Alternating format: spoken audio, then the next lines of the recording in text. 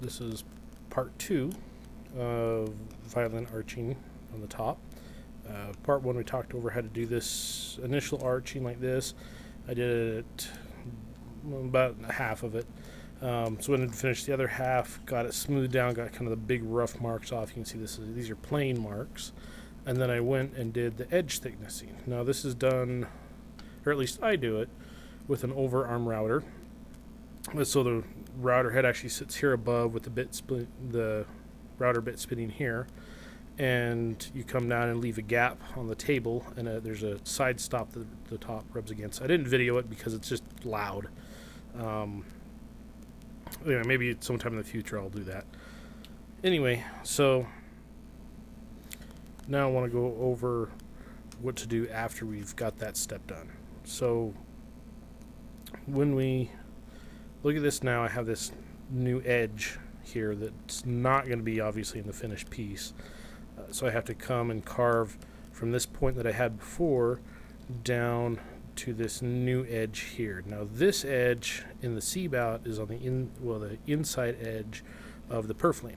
Here we actually go a little past the purfling because this is going to have a little dish all along right over the top of the purfling, and then go into the arch so that the edge has that kind of rounded over look to it. Anyway, so I'll set this up, and then I'll show you how I do some of the initial carving and then some of the planing as well on this part. Okay, we got this set up. Now, obviously I won't be using these clamps much longer. I don't want to, once I get this arch a little closer, I don't want any big clamp marks left from clamps like this. So I won't be using these very much longer. This is just, I only use these when I'm doing this kind of roughing arch, where if I put a mark, it's really not going to matter because I'm going to carve it away. Anyway, so we're going to take our gouge again, and basically we're just going to take right from this new edge, get this started in there. Might need to buff my gouge here, smooth it up. Looks like that needs to be just a tad tighter too. Get the stool out from behind me as well. There we go.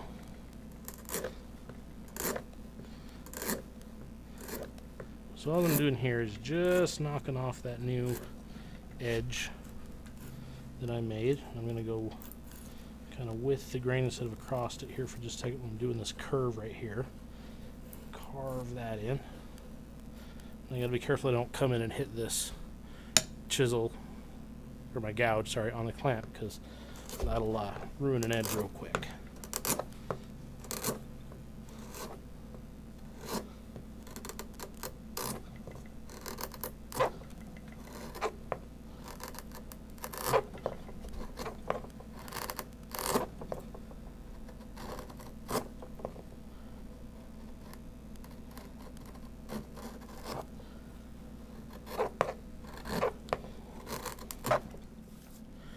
Do this the rest of the way around, and then I will be able to go through and bring in the plane and start that. So this still, if I take a straight edge,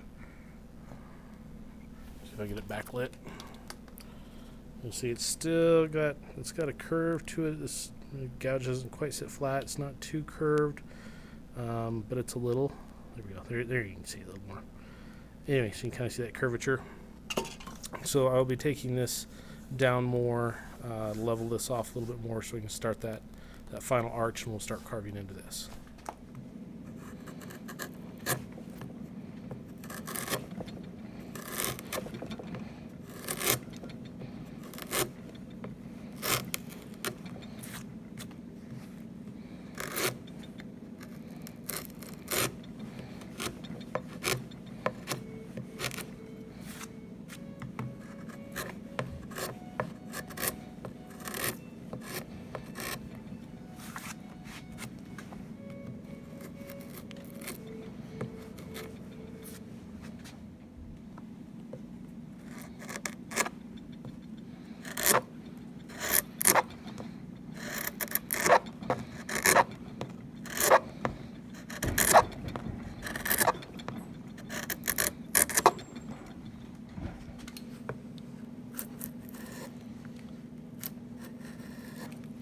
I'm just doing some short little clips here to show you how this goes quicker, so you don't have to spend too much time watching this.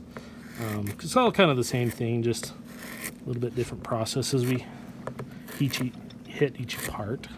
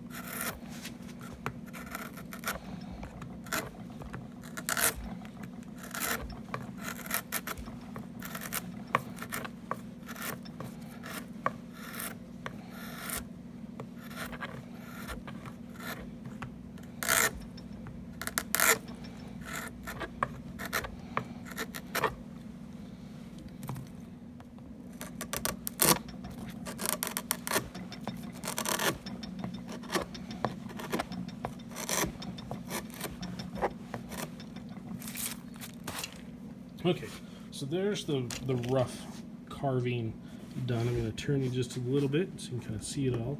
So now I've gone all the way around and taken off this edge, at least down a little bit. I got to do this more, but this will be easier with the plane now. So this is just kind of hogging off that initial. Okay, now I've brought you in a little bit closer so that we can show you more how the plane works. So as you can kind of see in this light, I've got really big gouge marks across here. So I'm going to go through, smooth these in, and start this long arch here to get this more the shape that we want. But first I got to go through and just kind of clean this up. Now I'm using, it's called finger planes. Let's see if I can get this light a little better so you can see it. There we go. Oop, just lost my finish. There is a finger plane. This is an ibex plane. I've had this one for 20 years. Makes me feel old. But works great still, just sharpened up, nice little steel blade. You see the finish on there, got it polished up really nice. And this thing serves me really well. I have several others of multiple sizes. So I'll show you a little bit more about the ibex plane. So this is my big one, and this is the one I use for that. I also have, we'll line these up so you can see them. So I also have that size and that size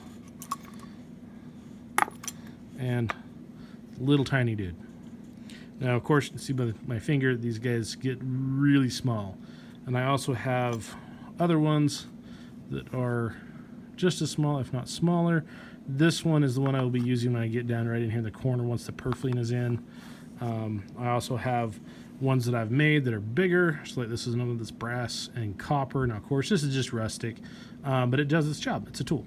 It's, you know, so as long as it accomplishes its task, it works perfectly. But also they have different styles as well. So this one's the double concave or double convex. So it's curved lengthwise as well as around. This one, the mouth is kind of big. That was one of my early ones. This is another one that's more for the purfling channel. It's patina. This is actually brass. You wouldn't know it because it's so black, but that's just because my finger oils have darkened it. But anyway, yeah, so they started out with a little, this is a blank for a new one. Yeah, that's how they start out. But yeah, so I made this one a long time ago. This one I made the first year I was doing violin making school. Anyway, so let's show you how these guys work. So I'm going to get rid of those because I don't need them right now. So this is just done. So for this planing,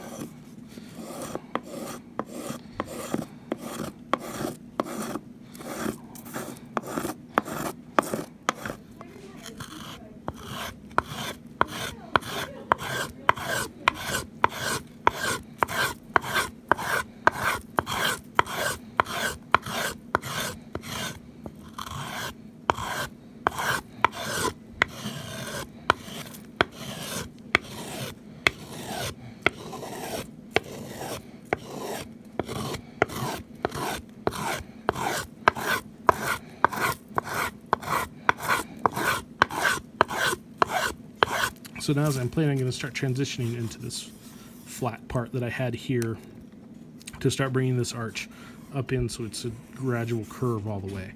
You can see the planing leaves a much smoother finish than the gouge, but also we've got to take out, there's a big hump right here, so I've got to take this whole area down to bring this hump down. So I'm going to move it this way.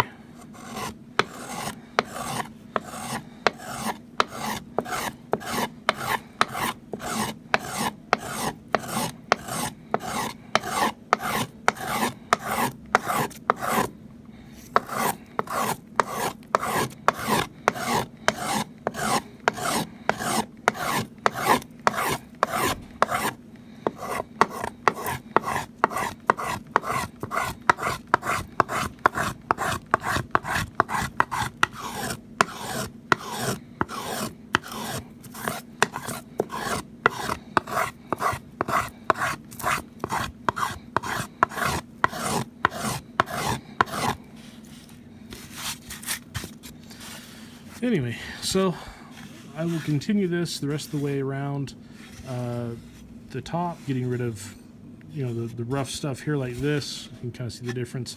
This is now much smoother. We'll take it further down with scrapers and stuff like that. But to keep this so it's not a 10-hour long video, I'm going to go ahead and do this stuff off screen, and I will come back in a couple days with a part 3 showing where I'm at from there. But this is so you can kind of start to see the differences between that planed area and where I've gouged to just to get rid of the main part of the wood. Anyway, hope everybody's staying safe and healthy, and we'll catch you on the next video.